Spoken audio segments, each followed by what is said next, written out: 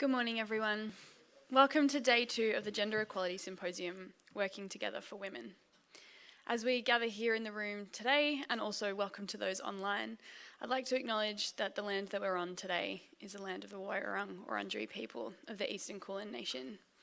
We're here in Naarm, on land that always was and always will be Aboriginal land. This land has never been ceded. Sovereignty over this land has never been ceded. Welcome back to all those who are in the room, and welcome to those who didn't join us yesterday. You're very welcome here today. And again, welcome to those online. For those who are joining us online, the chat is available for you to engage with. And if you'd like to begin by acknowledging the country that you're calling from in the chat, we'd really welcome that. To start us off this morning, we're going to hear from ERA's brilliant Madeleine Clark. So Madeleine Clark is the Senior Policy Officer at ERA, Equality Rights Alliance. Prior to joining ERA, she held positions at the Australian National University and the Department of Climate Change, Energy, the Environment and Water, where she served as co-chair of the department's Gender Equality Network and sat on the Public Service Cross-Agency Gender Equality Network. She has master's degrees in both political science and art theory, and in her spare time works as an independent art researcher with published academic work on contemporary feminist art practices. Also, as you know, as the changes with ERA are happening, Maddie's role is going to be ending soon. So now, today, over the next couple of days, is a genuine opportunity to pitch yourself to her. She is brilliant, and if I had money, I would be hiring her in a second to come work with me. So please take the opportunity to spend some time with Maddie over the next couple of days and make her feel welcome this morning.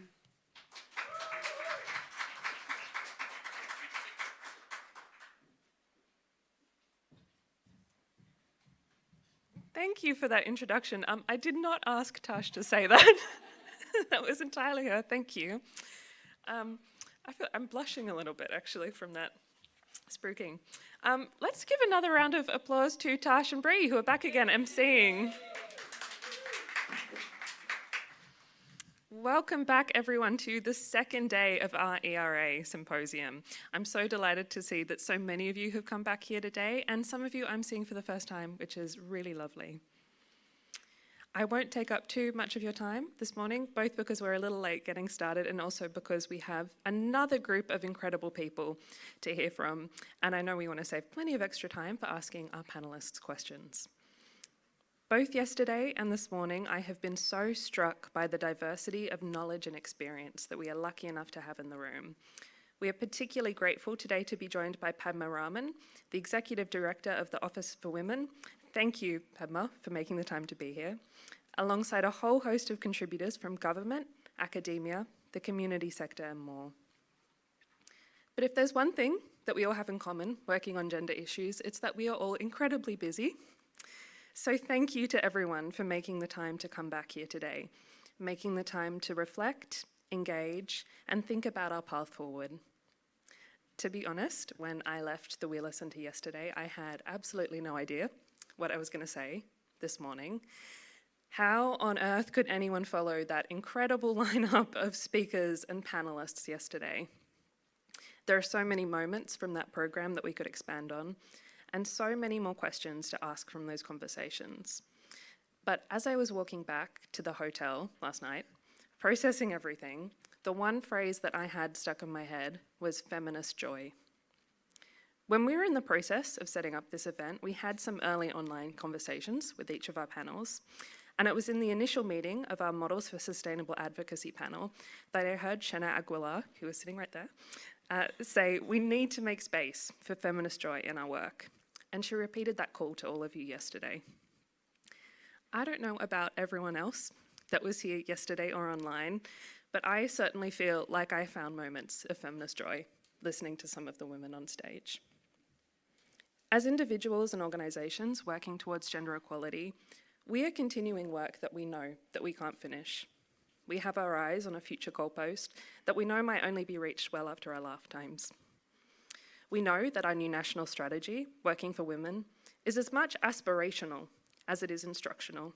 So how special is it to have that provocation to say, let's put the future aside for just a moment and appreciate the time that we have together in this space right now as a community of people coming together in the belief that the experience of sharing alone is worthwhile. the experience of striving for feminist community, of making room to learn from each other, can be joyful and worth celebrating, even when we know we still have plenty of work left to do and the spaces we have to work in are imperfect. It's particularly special for me, as one half of ERA's staff, to stop and recognise the space that we're creating together. If I seem like I'm in a reflective and maybe slightly emotional mood this morning, it's because we here at Equality Rights Alliance are thinking about what our legacy will be as we make room for something new. On that note, I would be very rightfully chastised by many people here if I didn't take a moment to acknowledge our convener, Helen Daly-Fisher. Helen has said, thank you. Helen has joked quite a few times at this event that this panel came from her opening up her address book. And oh my God, what an address book she has. It is a testament, Helen, to your leadership and your spirit of feminist collaboration that so many incredible people have flown in from around Australia to contribute to sessions. Let's give Helen another round of applause, actually, on that. While I'm thanking people, I also really want to thank Kate Whittle and the rest of the team from YWCA Australia, who are down the back there, for their very generous support for this event and all of our work here at ERA. Thank you so much. Yesterday in our climate panel, Claire Gibellini spoke about risk and marginalised groups, and she said, "There's nothing that puts us more at risk than not being at the table. The people you're surrounded by today are not just taking up space at those tables, they're creating new tables. They're starting to reimagine what decision-making spaces could look like." As Chandani Dhingra said yesterday, we're not just talking about women's rights, we're talking about shifting power. I am so excited to keep those conversations going today as we discuss the future of the national strategy, the role of human rights in modern Australia, and the potential for women's leadership and public participation. How lucky are we to get to have these conversations? I wish we could come back and have a gender equality symposium every year. If anyone wants to fund that, come talk to me. I'm mostly joking, but how cool would that be? On that note, I think I will hand back over to your lovely moderators. Thank you again, everyone, for joining us as we find the feminist joy in working towards gender equality. Thank you all.